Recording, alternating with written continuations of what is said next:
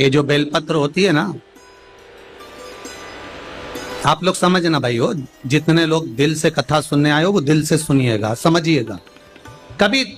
हृदय चित्त में अगर आ जा, चंदन हाथ में लेकर केवल इस भाग को पकड़कर भी अगर आप देवाधिदेव महादेव को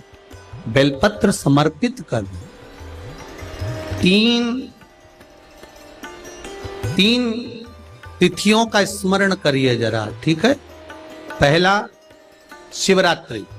हर महीने आती है, प्रत्येक महीने शिवरात्रि। दूसरा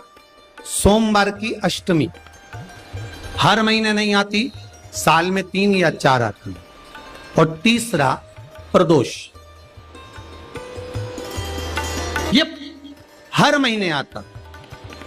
जब आपके हृदय में कभी कोई बात आ जाए कि बाबा आज मेरा मन ये कह रहा है और आपको सुनना है बाबा, आपको स्वीकारना है बाबा, आपको मेरे मन की बात जानना है बाबा, बस हाथ में चंदन लगाया, बेलपत्री का भाग इस तरह से पकड़कर शिव जी से अपने हृदय की बात कहकर, मेरे देवाधिदेव महादेव से दिल से कहकर, अशोक सुंदरी वाली जो जगह होती है,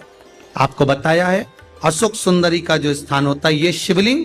यहाँ अशोक सुंदरी की जगह, इस बेलपत्र को अशोक सुंदरी वाली जगह पर, जहां शिवलिंग है, शिवलिंग की साइड पर पहले नंबर की पत्ती का मुख होना चाहिए, बस उसको रख दीजिए और उस पर थोड़ी देर हाथ रखकर अपने हृदय की बात मेरे महादेव को दिल से कहकर आ जाइए। अगली सोमवार की अष्टमी या अगला प्रदोष या अगली शिवरात्रि जब आती है, मेरा महादेव आपकी मनोकामना का भाव पूर्ण करता। ये शिव तत्व है, इसको औघड़ी कहते हैं, औघड़ी।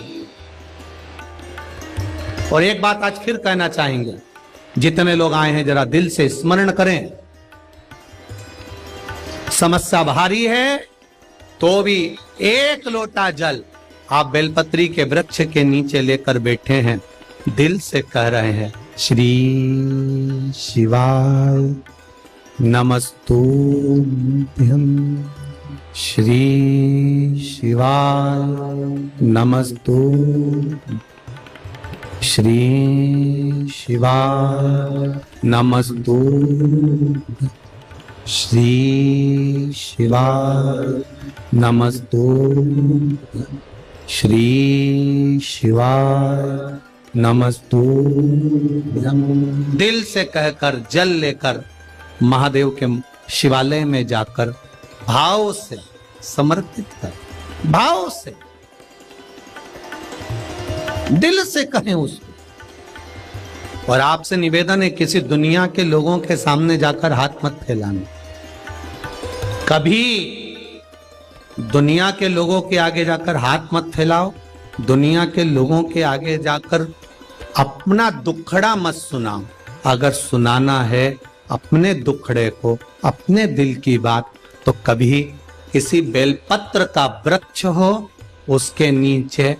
2 मिनट बैठ जाना और श्री शिवाय नमस्तुभ्यं या पंचाक्षर नमः शिवाय या षडाक्षर ओम नमः शिवाय, वो थोड़ी देर, ज्यादा नहीं बोलूंगा, 2 मिनट मौन होकर बैठना, बेलपत्री के वृक्ष की जड़ की ओर आपका मुख कर लेना और 2 मिनट अगर दुख है जीवन में, तकलीफ है, तो बेलपत्री के वृक्ष के नीचे बैठकर अपने दिल की बात महादेव से, पार्वती से कह देना, अपने दिल की बात।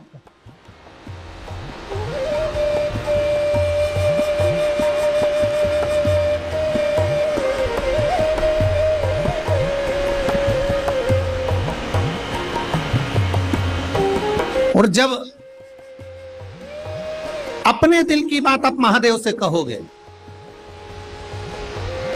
केवल बेलपत्री के वृक्ष के नीचे बैठकर, बेलपत्र के वृक्ष की छाया में बैठकर अपने हृदय की बात कहने का प्रयास करिएगा। शिव महापुराण की कथा यहां तक कहती है कि ढोंग की जिंदगी से अच्छा है कि ढंग की थोड़ी सी जिंदगी जी लो तो तुम्हें महात्मा परमात्मा के मिलने में देरी नहीं।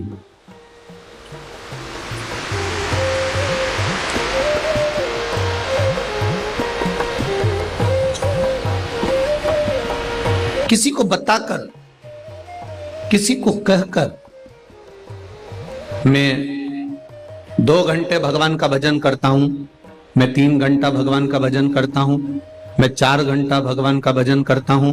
मैं 5 घंटा भगवान का भजन करता हूं, मैं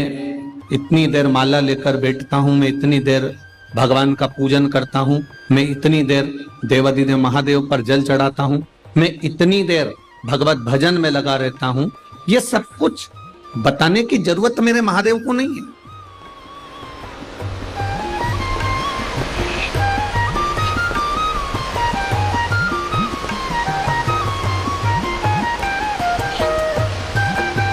मेरे महादेव को कभी नहीं बताना पड़ता कि मैंने 1 लोटा जल चढ़ाया, कि बेलपत्र चढ़ाई, कि मैंने आपके ऊपर भस्म चढ़ाई, कि मैंने आपके ऊपर धतूरा चढ़ाया, कि मैंने चावल का एक दाना चढ़ाया। शिव महापुराण की कथा कहती है आप तो केवल उसके चरणों में जाकर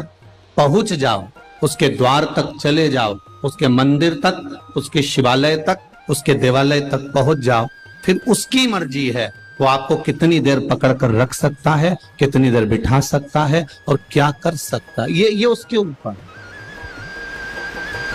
मैंने तेरे ही भरोसे